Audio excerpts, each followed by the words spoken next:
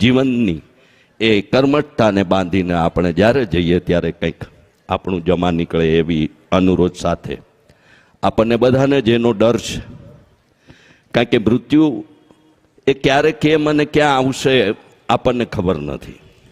રાજા પરીક્ષિતને ખ્યાલ હતો અને એ 7 દિવસમાં એમણે એમાંથી મોક્ષ મેળવવા માટેના આ ગ્રંથના માધ્યમથી પ્રયત્નો કર્યા, યા તો પ્રેરણા મળી અને પરીક્ષિતનો મોક્ષ થયો. એવી ભાગવત કથાના એ કથનમાં આપણે સૌ એમ આપણને બધાને પણ મળ્યો છે દેહ માનવનો તો કાળો કેર કરશોમાં.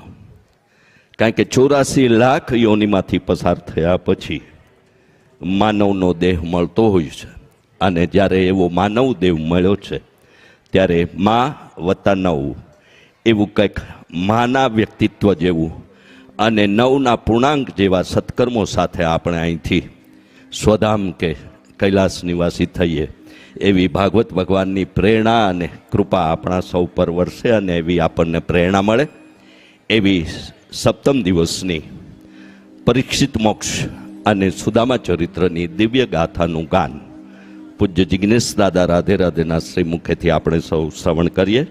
મૃત્યુના ડરથી મુક્તિ અપાવે તે શ્રીમદ ભાગવત, આવા મૃત્યુના ડરથી મુક્તિ અપાવનારા આ ગ્રંથનું આપણે સૌ શ્રવણ અને સ્મરણ કરી આપણા પણ અંતિમ કાળને મોક્ષ તરફ લઈ જઈએ એવી આજની ગાથાનું આપણે સૌ શ્રવણ કરીએ.